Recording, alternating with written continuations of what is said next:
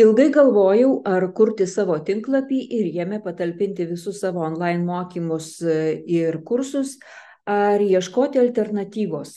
Ir nusprendžiau pasidomėti apie vis dažniau girdimą Contribui platformą, skirtą kūrėjams. Beje, susipažinkime, esu Rima Vaicekauskienė, verslininkė ir pastaruoju metu persikėlus į online komunikacijos režimą. Sukūriau keletą online mokymų ir kursų, taip pat dalinuosi savo patirtimi ir įžvalgomis apie įvairias galimybės video formatu. Todėl ir ieškojau tokios vietos, kad būtų visiems patogu.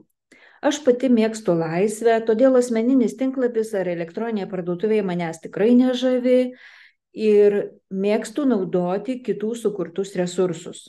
O savo laiką skiriu kūrybai, asmeniniam tobulėjimui ir naujų skaitmeninių įrankių ar instrumentų įsisavinimui, kurie reikalingi sėkmingam online verslo kūrimui. Taigi, nusprendžiau pasidomėti Contribui platformą ir tuo pačiu pagalvojau, kad pati pasidomėsiu ir įrašysiu video įrašą, galbūt kažkam tai bus tikrai naudinga plačiau susipažinti apie šią kūrėjų platformą. Taigi mes suvedam contribui.com ir atsiverčia lapas. Aišku, pirmiausia, pasižiūrėkite šį video įrašą. Jame labai išsamei papasakota, kaip veikia ši platforma.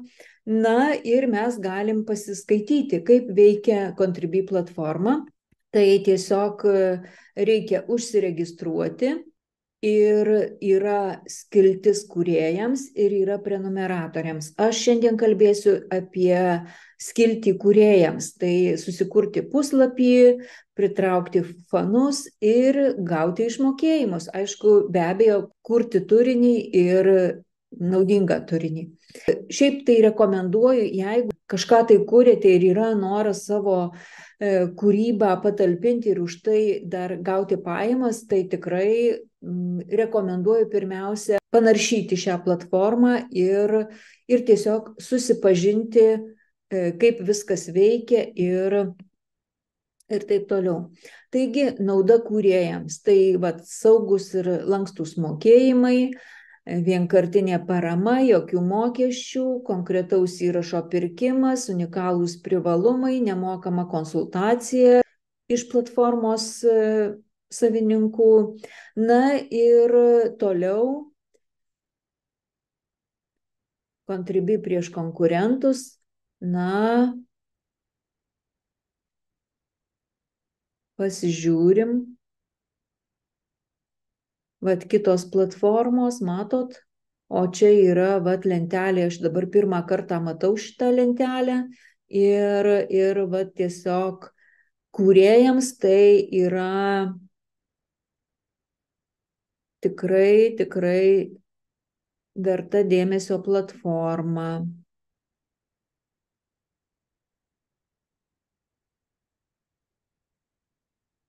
Aš čia neužsibūsiu, jūs tiesiog, jeigu domėsitės, tai rekomenduoju panaršyti. Dažniausiai užduodami klausimai, tai aš irgi juos perskaičiau, pasižiūrėjau, nes tikrai reikia išsiaiškinti pirmiausia, aklai nepulti ir atsiranda naujų galimybių. Galima ir tiesioginės transliacijas. Užsiregistruoti, sukurti puslapį, pridėti informaciją apie savo veiklą, pasirinkti prenumeratų lygius ir paviešinti puslapį. Kiek kūrėjams kainuoja Contribui? Kūrėjai nemoka jokių platformos mokesčių, visa surinkta parama yra kūrėjų. Kas yra mokėjimas už konkretų? Pay per post. Pay per post funkcija suteikia galimybę kūrėjams nustatyti pasirinkto įrašo kainas, kurią sumokėjęs fanas gaus prieigą prie numatyto įrašo. Kūrėjai gali leisti fanams įsigyti konkretų įrašą už fiksuotą sumą, atliekant vienkartinį mokėjimą, o ne perkant prenumeratą.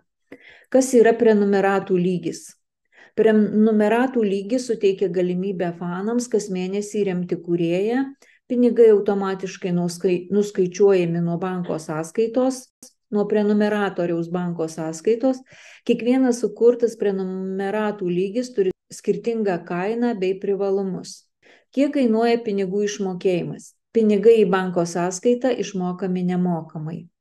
Kas yra uždarbio skaičiuoklė? Uždarbio skaičiuoklė suteikia galimybę kūrėjams suskaičiuoti potencialų uždarbį, nurodant sekėjų skaičių ir vidutinę prenumerato sumą. Kaip gausiu pinigus įvykdžius pinigų išmokėjimą?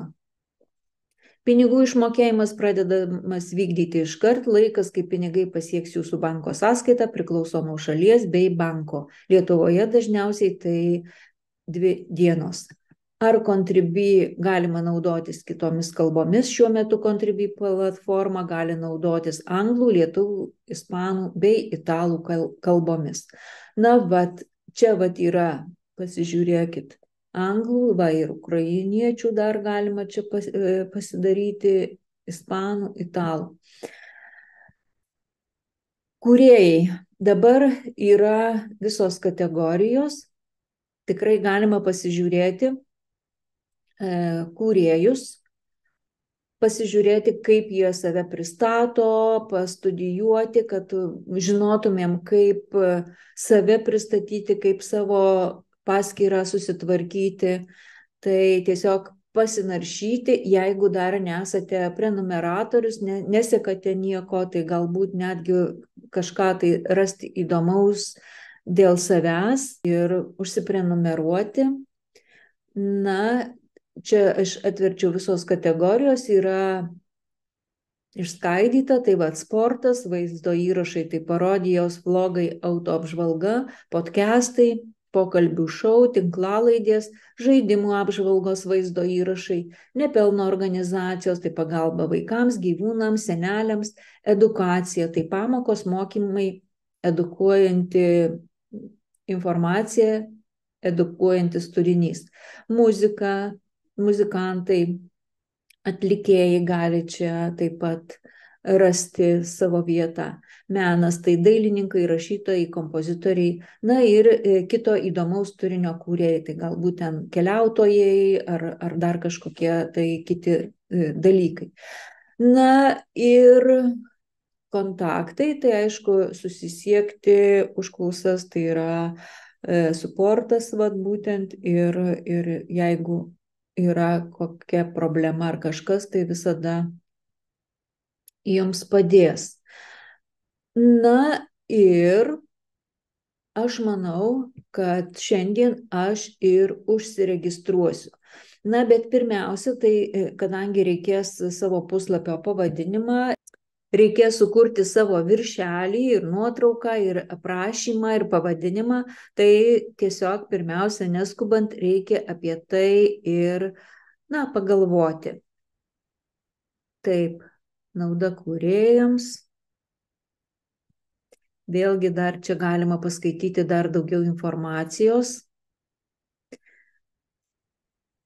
Galimi ir grotuvai Contribui platformoje, netgi elektroninė parduotuvė jūsų Contribui puslapyje.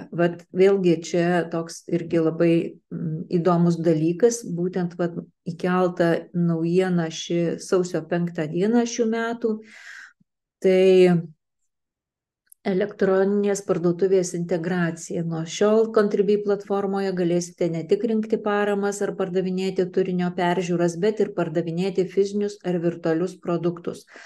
Ir mokesčiai bus taikomi tik fanais, logika ta pati kaip ir su paramomis. Ir, tiesiog vėlgi, kam tai aktualu, kam tai įdomu, tai tikrai verta pasiskaityti ir pasidomėti ir netgi pagalvoti, ar verta pačiam įsigyti ar kurti elektroninę parduotuvę ir su jie turėti ten pastovių reikalų, tos parduotuvės veikla ir taip toliau. Einu kurti savo Contribui puslapio. Kitas video bus būtent kaip užsiregistruoti ir tapti Contribui platformos kūrėjų. Iki kitų susitikimų. Dėkoju už dėmesį.